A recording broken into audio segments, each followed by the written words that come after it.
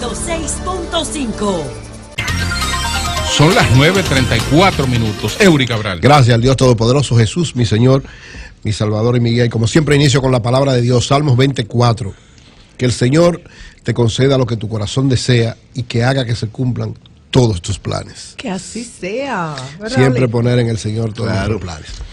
Miren, y antes de mi comentario, quiero cada 2 meses al año, la Iglesia Cristiana Palabras de Vida desarrolla lo que nosotros llamamos un taller de duelo. Es las personas que han perdido. ¿Un taller de duelo? Sí, las personas que han perdido a alguien, un ser querido. Es muy importante porque ahí se manejan con un equipo de psicólogos que nosotros tenemos, gente especialistas en situación de pérdida de personas, para que usted pueda pasar ese proceso lo mejor posible. Es un taller que dura 12 semanas, empieza el próximo martes, el martes 11 de junio, y para eso le pedimos que debe hacer una reservación. Es todos los martes a partir de las 7 de la noche, de 7 a 9. Hay una cooperación para materiales, o sea, es gratuito, pero hay unos materiales que se entregan, y entonces la cooperación es creo de 500 pesos, una cosa así, pero para materiales nada más. Es un servicio que hace 500 la pesos iglesia. ¿Cada martes o todo? No, en global. Pues eso está bien. Por las 12 semanas. Y es para precisamente garantizar eso. Por favor, llamar al 809-534-6080. Melania de la Cruz le dará toda la información y hará la separación para que usted participe en este eso taller. Original, un taller de duelo. Sí. No, o sea que pero Rafi, aquí se hace mucho eso. Y enseña a la gente a llorar. No, a llorar no, a pasar el proceso.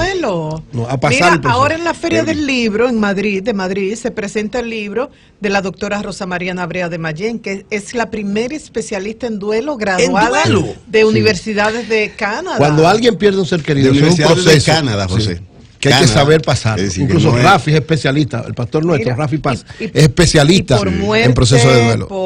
En una enfermedad, un divorcio, una mudanza, o sea, hay muchas cosas que provocan duelo. No subestimes eso. Eso es vital. Así es que hay una encuesta para la gente que quiera participar. Dice, ¿apoya usted que en la escuela se enseñe política de género? ¿Van a participar en el duelo? En el duelo, no, que estamos en duelo política de ahora. género. Pero espérate, no me cambies el tema, tú lo dices ahorita. Nosotros es para que la gente opine.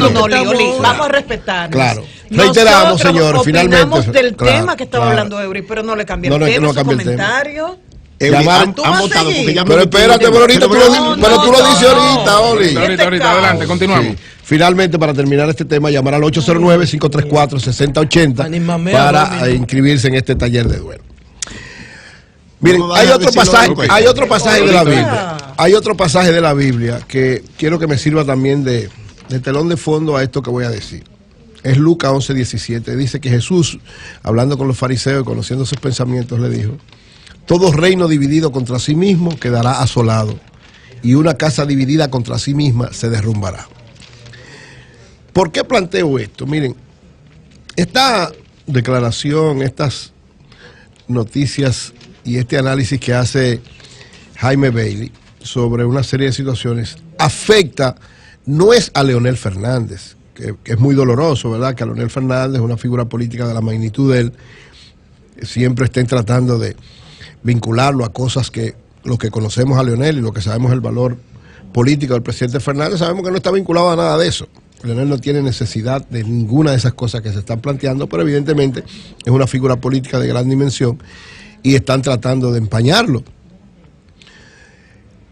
Él tiene pretensiones de volver, todo el mundo sabe cuál es mi posición sobre eso, y mi posición sobre la reelección y todas estas cosas, pero evidentemente que esto va un poco más allá. Esto afecta no solamente la imagen del presidente Fernández, no solamente las posibilidades del presidente Fernández, sino que afecta de manera directa también al gobierno del presidente Medina. Y creo que hay que verlo en esa dimensión. Y los PLDistas tienen que tener mucho cuidado, los dos sectores, los dos bandos, el sector del presidente Medina y el sector del presidente Fernández, tienen que tener mucho cuidado ante esto, porque decir que supuestamente, como dice el señor Bailey, que están viniendo o que han venido vuelos y que hay elementos alrededor del presidente Fernández que están dejando entrar dinero del narcotráfico, es una acusación al gobierno dominicano también.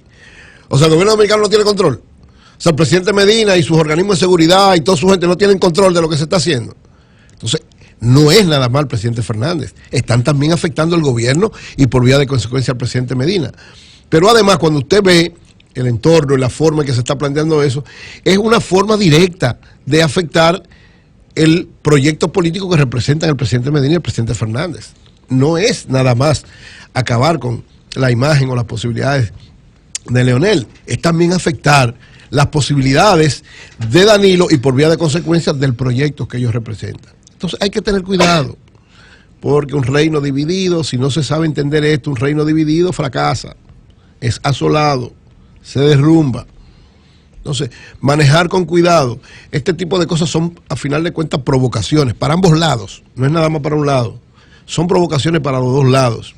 Y frente a este tipo de cosas hay que tratar cada vez más de entender, ellos dos, los dos principales líderes de este país, que son Leonel y Danilo, por más que usted quiera hacer lo que sea, son los dos principales líderes del país, los del partido más fuerte, los que están en el gobierno y los que deciden cualquier cosa que vaya a suceder en términos políticos en la República Dominicana. Entonces, este tipo de provocaciones hay que tener mucho cuidado. Hay formas de manejar estas cosas. Es decir, todo lo que dice Jaime Beris, eso se había dicho, y nadie ha presentado prueba de nada de eso, ni él tampoco. Al final de cuentas es un bulto, como es él, un bultero, que quiere hacer daño y va directamente provocando una situación que evidentemente a quién va a beneficiar. Si por este tipo de cosas se enfrentan más gente de Danilo y gente de Leonel, y se enfrentan más Leonel y Danilo, ¿quién sale garantizando los enemigos de Leonel y de Danilo? Ninguno de ellos dos. Los que están enfrente, los que quieren provocar una serie de situaciones y los que quieren llevar a que Estados Unidos supuestamente dé la información o la imagen de que no quiere ni a uno ni a otro, que no quiere a Leonel y que no quiere que Danilo se reelija. En el fondo, que no quiere al PLD. Pero eso se está diciendo desde que el PLD está en el poder, hace 20 años. Y sin embargo, en este país quienes decidimos los que van a dirigir nuestra nación son nuestras gentes, es nuestra población, en función de nuestras realidades. Entonces, por eso, mucho cuidado. A este tipo de cosas, a final de cuentas, desde el punto de vista político, en el caso de Leonel, no le dé mucha importancia, porque al final de cuentas todo es lo mismo, es la misma situación. Y en el caso del presidente Medina, como también es una acusación de manera directa al presidente Medina, tampoco se deje desvirtuar en torno a eso. Hay mecanismos para poder enfrentar este tipo de cosas, sobre todo con gente como este señor, que al final de cuentas lo que vive es hablando mentiras, hablando cosas que se inventa y que la quiere convertir en una realidad, porque ya hemos visto lo que pasó. Él tiene una obsesión con Venezuela y lo que dijo y lo que planteó, incluso llegó más lejos. A Danilo dijo que era un títere de Maduro y sin embargo es todo lo contrario. El gobierno ha tenido posiciones incluso cuestionadas por algunos de los que entendemos que no debe hacer causa común con los Estados Unidos, y a final de cuentas nada de lo que ha planteado, históricamente planteando, ha tenido fortaleza ni muestra concreta. Entonces no se dejen obnubilar los PLDistas en sentido general de los dos bandos. Este no es el momento para que eso lo enfrente, ni para que lo siga creando situaciones difíciles. No, este debe seguir siendo un momento de entender las cosas para bien del colectivo. Los dos líderes principales ojalá puedan sentarse y ponerse de acuerdo en las cosas fundamentales. En las fundamentales. ¿Qué es lo fundamental? Lo fundamental es que ese proyecto político que ha dirigido el país con tanto acierto, que tiene la economía más fuerte de América Latina, que ha logrado reducir los niveles de pobreza, que ha desarrollado planes sociales de manera excelente, que ese proyecto de nación siga dirigiendo el país. Y ellos dos son los principales ante el presente y ante la historia de lo que pueda acontecer. No sembremos más cizaña, ni de ningún lado ni de otro, ni mucho menos de fuera. Lo que debe hacerse, y es verdad que hay plazos, que ya hay cosas que definir, es entenderse para lo que sea más conveniente para el colectivo y para el país, ni siquiera para uno de ellos de manera particular, con confianza, con entendimiento y con mucha justeza para evitar que este país tome un rumbo que no nos conviene a ninguno. Finalmente, miren, hay cosas que hay que valorar en su justa dimensión. Esta economía ha logrado una transformación en los últimos años fuera de serie en muchos aspectos. Antes de llegar el presidente Medina al poder, el Banco Agrícola pasaba por situaciones sumamente complicadas y difíciles. Era un banco que prácticamente no se le ponía ni siquiera atención, y cuando el presidente Medina dijo en su campaña, que recuerdo uno de sus discursos más desde mi punto de vista, mejor que ha tenido en su historia, fue uno que hizo precisamente hablando del sector agropecuario y de lo que él iba a hacer para financiar el sector agropecuario a través del Banco Agrícola. Mucha gente se rió, yo recuerdo en aquella ocasión. ¿Cómo va a ser que una entelequia como el Banco Agrícola la van a convertir en una fortaleza? Pues miren, el Banco Agrícola ha sido la punta de lanza fundamental en financiar el sector agropecuario. 120.000 millones ha financiado el Banco Agrícola a tasas que realmente, señores, es una cosa fuera de serie, una reducción de casi el 50% de lo que eran las tasas anteriores. Y todo el que tiene un préstamo con el Banco Agrícola sabe muy bien lo que eso significa.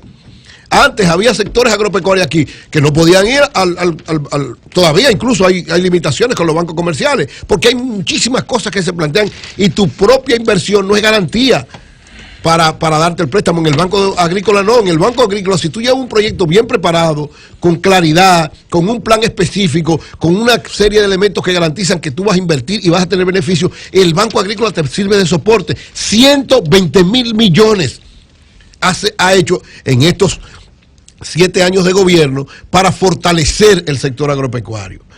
Estos señores ha creado que varios sectores importantes del país, en vez de ir a la banca comercial, donde el préstamo es prácticamente, los intereses es el doble de lo que da el Banco Agrícola, a ir a facilitar. Lógicamente, ahí hay que decir que quienes están manejando, Carlos Segura Foster, el director del Banco Agrícola, es un hombre... Saludo para Carlos Segura Foster. Un hombre preparado. Tengo como 5 años que no lo veo. Pues pasa por allá. De vanguardia del pueblo. Sí. Carlos Segura Foster, todo el que sabe, empezó en el Banco Agrícola como barrendero.